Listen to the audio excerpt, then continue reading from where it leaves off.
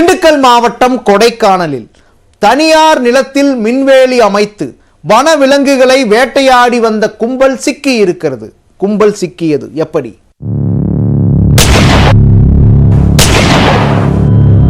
காட்டெருமை, மான் உட்பட பல வனவிலங்குகளை வேட்டையாடி கரியை வெட்டி எடுத்துவிட்டு புதைக்கப்பட்ட எலும்புகள் தான் இவை.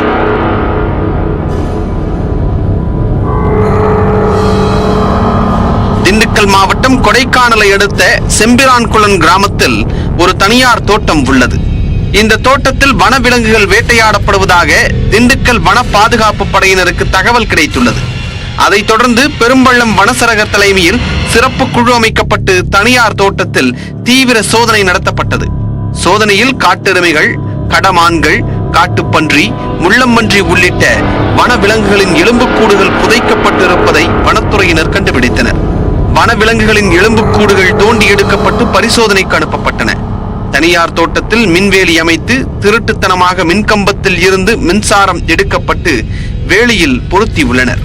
இந்த மின்வேலியில் சிக்கும் விலங்குகளை சமைத்து சாப்பிட்டுள்ளனர். வனவிலங்குகளை வேட்டையாடுவதற்காகவே இந்த மின்வேலியை அமைத்திருப்பதும் தெரிய வந்தது. இது தொடர்பாக தோட்டத்தின் உரிமையாளரான கொடைக்கானல் முன்னாள் ஒன்றிய குழு தலைவரான அப்துல் ரசாக், அவரது தந்தை முகமது அப்பாஸ் ஒலி, தோட்டத்தின் பணியாளர் பாலமுருகன் உள்ளிட்ட மூவர் மீதும் வன உயிரின பாதுகாப்பு சட்டத்தின் கீழ் வனத்துறையினர் வழக்கு பதிவு செய்துள்ளனர். மூவரும் தலைமறைவாகி உள்ளதால் தனிப்படை அமைத்து தீவிரமாக தேடி வருகின்றனர்.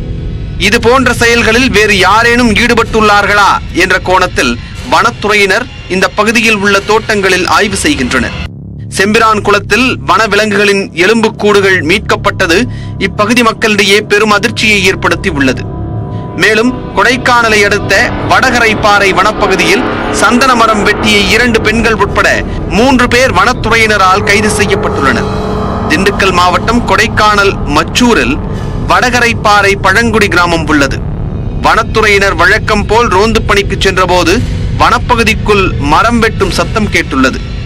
ஆய்வில் வனப்பகுதியில் உள்ள சந்தன மரத்தினை 2 பெண்கள் மற்றும் ஒரு நபர் சேர்ந்து வெட்டி கொண்டிருப்பது தெரிய வந்தது. வனத்துறையினரை பார்த்த மூவரும் தப்பி ஓட முயற்சி செய்துள்ளனர். மூவரையும் வனத்துறையினர் கைது செய்து அவர்கள் வெட்டிய சந்தன மரத்தையும் பறிமுதல் செய்தனர்.